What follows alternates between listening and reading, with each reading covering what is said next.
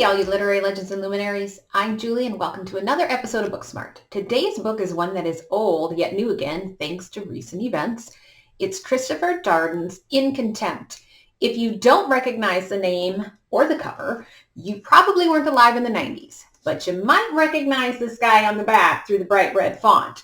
Yes, it's O.J. Simpson. In Contempt sat in my to-read pile since winter.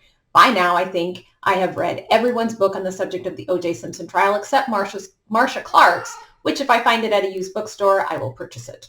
I decided to pull this one out to read once I heard of O.J.'s death. I wonder if anyone in the general public was really verklempt when he died.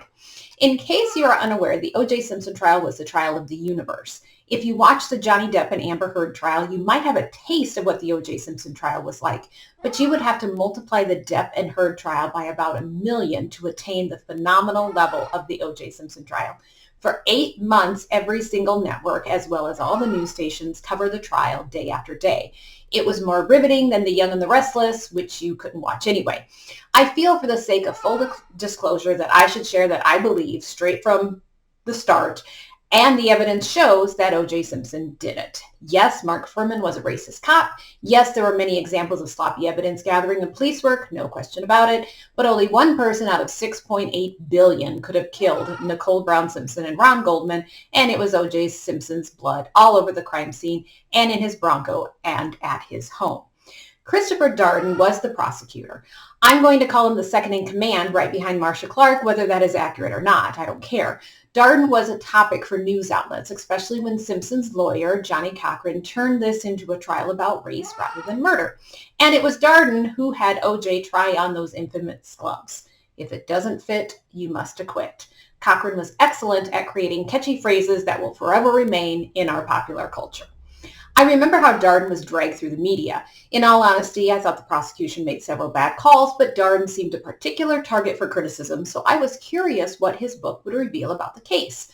I love lawyer books because they contain a lot of details that the public just aren't privy to. As familiar as I was with the case, the book did not disappoint. Darden is funny and snarky and authentic. He begins with the verdict, then goes all the way back to his childhood. Right away, I learned something and marked the first page. Apparently, Judge Ito asked Cochran to get UCLA-Miami football game tickets for one of the jurors. Isn't that a conflict of interest to the 1000th degree? I have no words for that, how that was even allowed. After the not guilty verdict, Darden goes back to his childhood and his schooling and of his time becoming a lawyer. It only takes about 75 pages to get into O.J. I didn't mind learning more about Darden, about his childhood misadventures and his brother Michael. I feel like he was touting his college shenanigans as a way to impress the reader that he isn't the stick in the mud the media portray him to be. I can relate to Darden in that respect. On the surface, we wear the bitch face, the wall to shield ourselves from criticism in the outside world, yet we're these funny people when the rest of the world isn't watching. So even though he is of my parents' generation and a black man, I find him completely relatable, which I think proves the power of books and of sharing stories.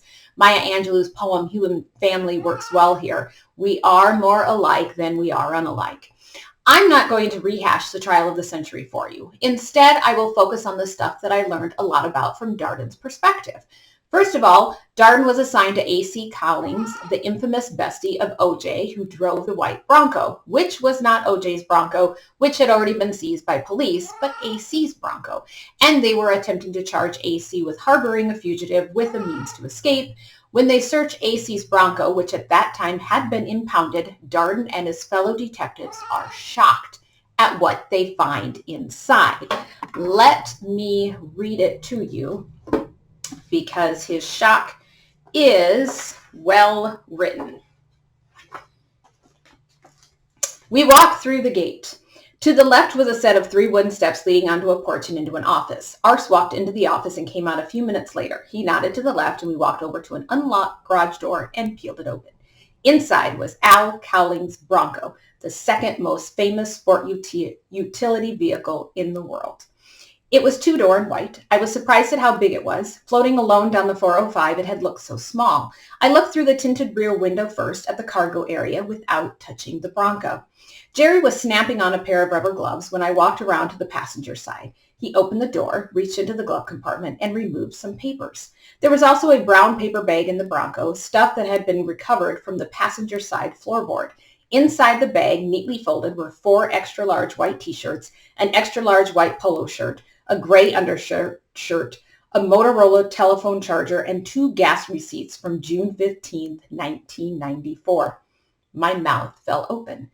Why hadn't this stuff been seized by police detectives? Another bag contained stuff grabbed from the cargo area, a jacket, 2 polo shirts, 4 pairs of socks, and 2 pairs of underwear. The clothing was fresh, neatly folded. I remembered that Al Collins claimed O.J. had pulled the gun out of a towel, and so I unfolded it. It looked like one of the towels that was in Simpson's bathroom in the LAPD photographs I'd seen. In the center of the towel was a dark stain. It was blood. Jerry, Bud, look at this. We stared at the towel in disbelief. There were some other things in the Bronco, things that made no sense for someone about to kill himself. Photos of Sydney and Justin, O.J. and Nicole's kids, and 2 address books, one belonging to O.J., the other to A.C. I couldn't imagine why this stuff wasn't taken as evidence. The towel that hung in Simpson's bathroom, which had apparent blood stain, what if it was Nicole's blood? Maybe he had used the towel to dry his hands or wipe down the Bronco after the murder. The Simpson case wasn't my responsibility, and there was a good chance that 6 weeks in a garage had ruined any forensic value that a bloodstain might have had. I couldn't help wondering, what had the police overlooked key pieces of evidence in Cowling's Bronco? What could this mean for the Simpson investigation? It made no sense. Why wouldn't they seize the address books of 2 guys who were clearly on the run somewhere? If we were going to find out where they were going, who they were going to see, these address books could be indispensable. There were also pages of a calendar from June 1994 to December 1994. In a case that would include premeditation and attempted flight, wouldn't the suspect's whereabouts and plans before and after the murders be relevant?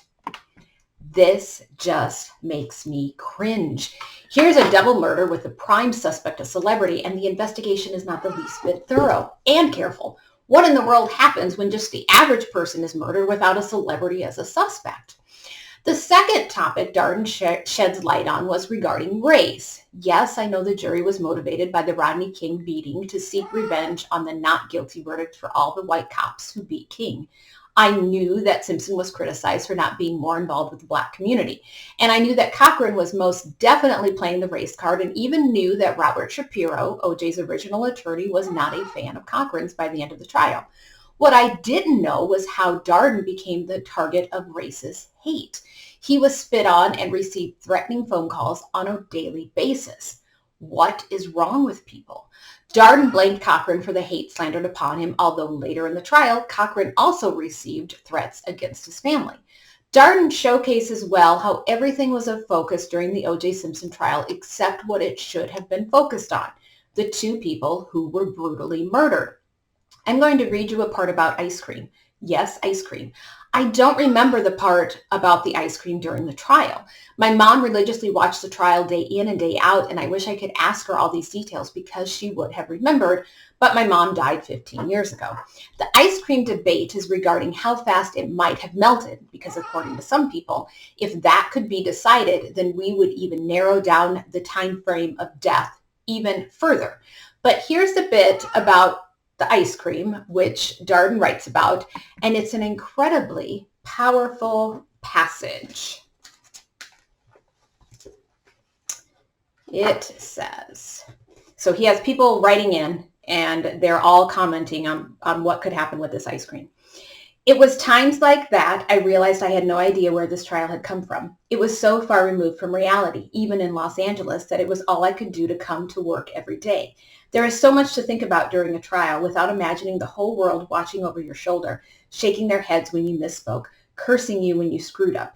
The defense was hurling out bizarre theories like conspiracy buffs at a UFO gathering. They had a defense that claimed Simpson was hitting golf balls at 10:30 at night, that he bled all over his own house in Bronco because of golf injuries, that the entire LAPD framed an innocent man, that Central American drug dealers were on the loose in Brentwood cutting the throats of innocent people, that a cup of ice cream proved Simpson couldn't be the murderer. Maybe it was a sign of real trouble. With all the evidence and motive, with 2 butchered young people, the world was concerned about ice cream. Oh, I just love that passage. And then race becomes even more of an issue with the whole Mark Fuhrman thing. Darden has a bad feeling about Fuhrman from the start. Apparently, Fuhrman is babied whenever he had to come in for pretrial interviews. The prosecution already has heard rumors that the defense is after Fuhrman for his racist views. Cochran even warns Darden to let the white people question Fuhrman. Marcia Clark has Darden question Fuhrman. Fuhrman was not the lead detective on the case. He's the one that finds the second glove on OJ's property, yet multiple cops were on the murder scene before Fuhrman arrives, and they all saw only one bloody glove near the bodies. Then that tape surfaces, the tapes that Fuhrman has played off as a work of fiction for a book. I did read Fuhrman's OJ book, and he came off very cocky, but I still don't think he planted any evidence whatsoever, no matter how racist he probably is. Darden tells Marcia Clark he will not question Fuhrman again, so it's Clark that receives Fuhrman's pleading the fifth answers to all the questions about the tape. Darden writes eloquently of this controversial part of the trial, as well as what part race played in the murders of Nicole Brown Simpson and Ron Goldman. So I'm going to read you that little segment, if I can find it. So he's talking about Fuhrman. How do you prove a man is racist? How do you quantify hate? With Fuhrman, it seemed the defense was going to focus on racial epithets.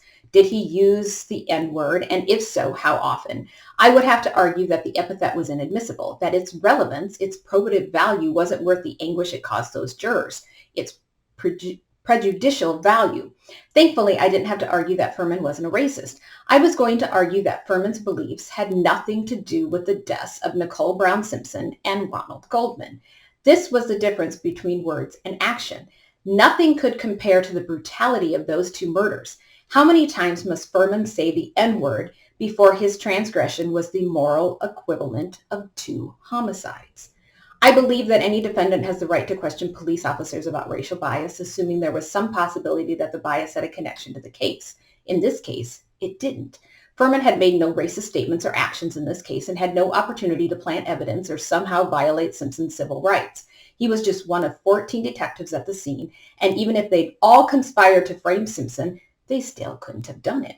It was physically impossible. Mark Fuhrman had not killed those two people with his bigotry and small-mindedness.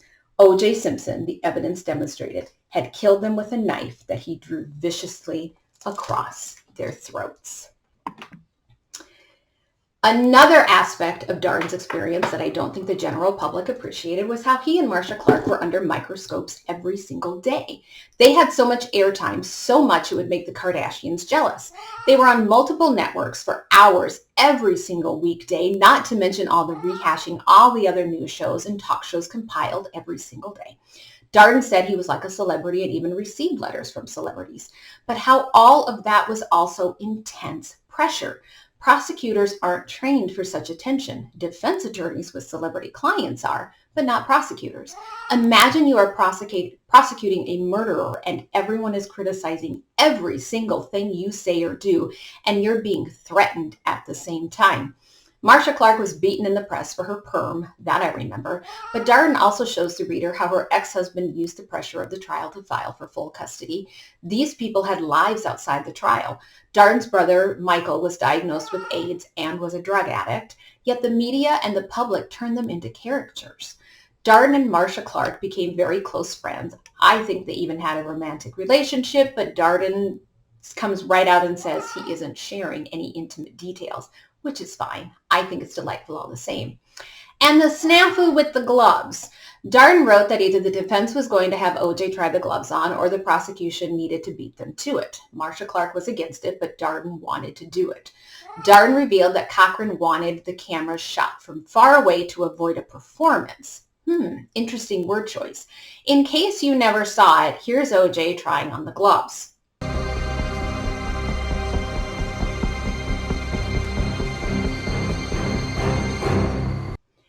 Very reminiscent of Norberg, if you ask me.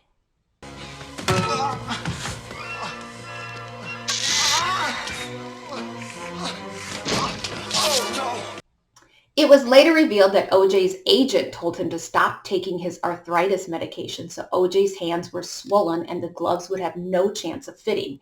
It's too bad the prosecution didn't research that further. Certainly the jail would have logged all of OJ's medicines. Darden summarizes the prosecution's case well, so I'm going to read what he has written, and he's able to do this in a very brief paragraph. 92 days of testimony, 58 witnesses, 488 exhibits, a cost to taxpayers of nearly $6 million. As the prosecution case ended, television experts said we presented enough evidence to convict 5 murderers under normal circumstances. The rest of that analysis didn't need to be said. These weren't normal circumstances. Despite the evidence, OJ was found not guilty. Darden wrote the book in 1996. I tried to find the exact date online, but only found conflicting months and days.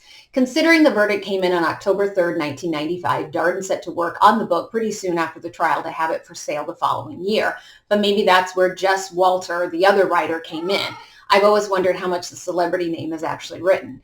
In any case, Darden's book is insightful into the trial. He pulls the curtain back on race, especially how it was used during the trial and how the King trial affected OJ's trial. He paints a clear picture of how defendants with money tie up the courts with motion after motion simply because they can afford to do so. Readers will also learn about Darden outside the Simpson case. I would highly recommend the book, for it is well written, insightful, and shows the inner workings of a very publicized case. If you are into the O.J. Simpson trial, you must read In Contempt. If you like true crime books, I would recommend In Contempt. If you enjoy lawyer books, Darden's is probably the best one I've read in a long time that was written by a lawyer.